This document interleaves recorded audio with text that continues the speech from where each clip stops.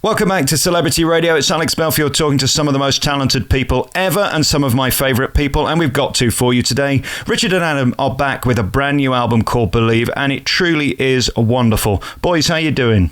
Very well, mate. Thank you very much. How are you? I'm really good. Not as good as you two. I mean, I listened to this album. You're so blessed, and it seems to me your voices are getting richer and better and more meaningful. This is a lovely, lovely album. Well done, boys. Thank you very much. Yeah, I mean, we're so thrilled with this album. I mean, on the other three albums that we've done, we recorded them, in, like I say, in a booth, but we've moved over now to Sony Classical, and with this one, we recorded it in a concert hall. And there was no audience in, but we had a 90-piece orchestra, and it was me and Richard on a stage, and the natural acoustics and stuff were amazing. But like you say, yeah, we always find ourselves, our voice changes every year. Our voices always get stronger, and they do say your voices mature as you get older. And I think, when does it stop getting? Is it 20? They reckon, don't they, 30, that your voice stops maturing. So I've got about 5 more years. You've got a bit more than that, haven't you? Yeah. It's really interesting. I mean, I listened to it in the car, which is the best place, because if you get bored, you quickly press the next button. And I didn't. And I found it very moving. I mean, when we start with something like How Great Thou Art, obviously people love that. It's a traditional song. But then we go to something like When You Believe, which again is a glorious song by Mariah that I used to play and love all the time, and you've made it your own. That's not easy to do. It isn't, and I tell you what, we've had the best possible people in place to make sure, things come out of the best quality. We had Anna Barry, our producer, and she's worked with the royal family and the royal weddings, and she's also worked with Placido Domingo and Jose Carrera, some massive classical, famous people. And we also worked with Pavarotti sound engineers, and also Julian Reynolds, a operatic conductor and composer. So, we had our input of what we wanted to do, and these people just sort of have a vision, and they sort of collaborate with us, and something amazing came out the other end, and we just couldn't believe sort of what we'd had to sing with. The orchestrations, this 90-piece operatic orchestra performing these sort of tailor-made arrangements to these amazing songs and melodies. It was incredible, and an experience that we'll never forget. You talk about the great composers. I was thinking in the shower the other day, when great composers die, do they become decomposers? Never thought of that. I'll leave it with you.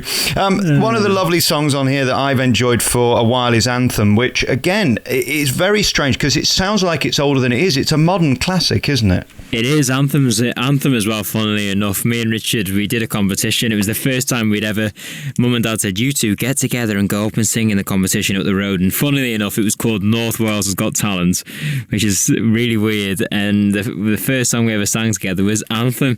So it's amazing to be able to have that down now on our 4th album. We're thrilled to bits with it, and it's a great song. Like we love musical theatre, don't we, and stuff. Yeah. And like we went to see Anthem the musical, and we just, as soon as we heard that song, we loved it, and we just hope that everyone else enjoys it as much as we do. Remind me who it's written by, because I think people will be surprised. I'm not. You know what? Off the top of my head, I can't remember. All I know, we listened to it by Josh Groban most of the time, Anthony Warlow, and Anthony Warlow. And it's the sort of got that instant classical sound, but I think because we're from Wales, we wanted to go down that inspirational route.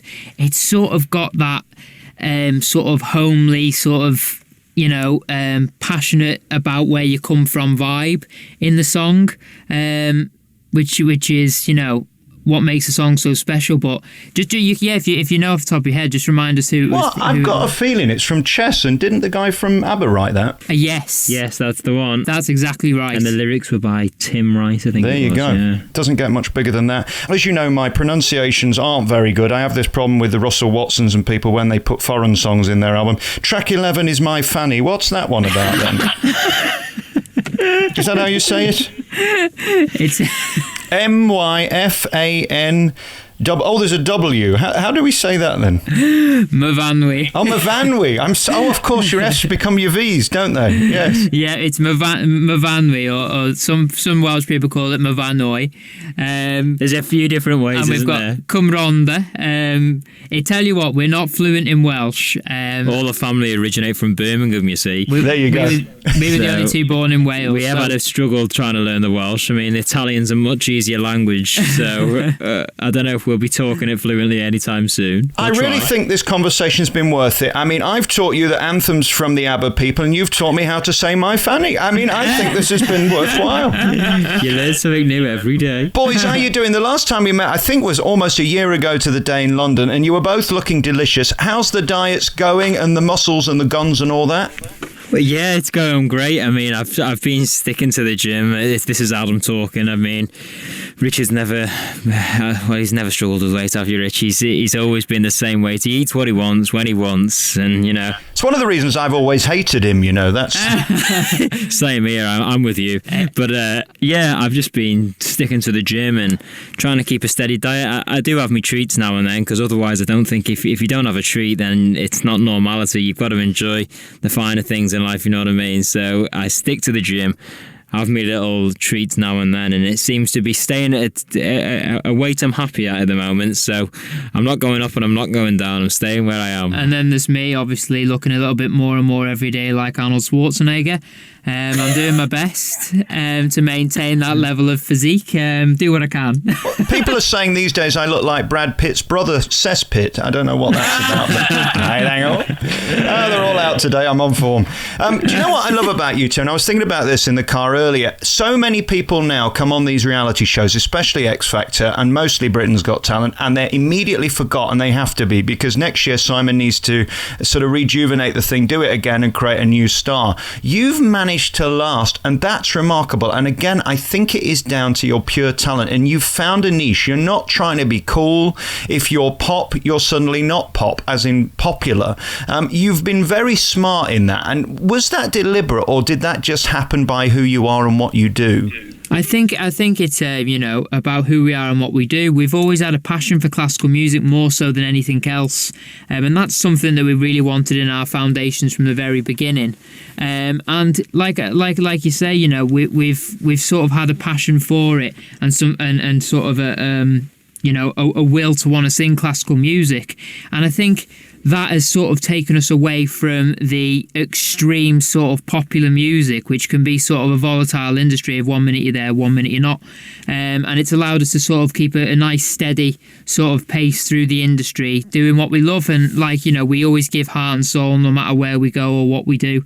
And we hope that comes over. And we're so pleased that all the people out there and the fans out there still enjoy what we do, enjoy our singing, and go out there and buy the albums, because it really, really, hand on heart, truly does mean a lot to us both. Well, and you do realise people are being sacked from record companies, not hired and making albums. I mean, it is extraordinary. It's true, yeah. We've realised lately, we see like people getting signed and doing one album, and then they're gone, and that's it. And we feel privileged, to be on our fourth one with Sony and stuff. It means a lot to us, because we see it quite frequently, don't we, lately? And it's scary, really. I think they're lucky to have you, because you're two massive talents. And then I want to know why I can't see you on a big tour. I know it's difficult to fill venues, but it seems to me you've got the recipe right. Is there a tour planned? When are we going to see you? Yes, there should be. Definitely, the Believe tour should be going on hopefully this year sometime, middle of the year or end of the year. It's definitely, hopefully going to be happening, so... Yes, we've got to arrange all the dates and the tracks and the album set list. It's definitely looking positive. Yeah, we're heading in that direction. But we've had a few homecoming tour dates, haven't we? Where we've done some of the newer albums. We've done that, and we've got a couple more dates in March in some of our local theatres, Llandudno and Wrexham, and then we're going on hopefully then to our Believe tour towards end of the year. Are you sick of each other yet? I mean, we talk year in and year out, and you have to talk to each other and you have to be with each other. I mean, it's almost like your family, isn't it? Yeah, I mean, you know what? And like you say, I think a lot of people, when they talk about families and struggling to get on and can't cope with each other for too long, we're the complete opposite. We've spent a huge amount of time together, and we're very much into having a laugh, and we sort of know what each other thinks, and that can be quite fun when you're out together, and we're aware of the same things, and we just really connect on so many levels with all different aspects of life and singing and things like that. So I think for us, it's quite easy. I mean, we couldn't be in a better position. A lot of people say, "Oh, guys, would you go into musical theatre and all this?" But I said, my instant thing is, I'd only do something if I could do it with Adam, because we enjoy what we do so much, because we do it together, like we have done everything together all our lives. Have you ever been offered panto and considered that? We did get offered it as soon as we came off Britain's Got Talent, didn't we? Yeah. As soon as we came off the show, we got offered Panto, didn't we? But it was with, who was it? With Louis Spence? I think so, yeah. Louis Spence, which is an instant worry. So classical singing with Louis Spence, I'm not sure how it would go down. Yeah, it's a weird thing, Panto, isn't it? I mean, we probably would do it for a laugh, wouldn't we, with each other and that. But he's behind you, Rich. Listen, they pay 6 figures. Do it for the money. Never mind a laugh.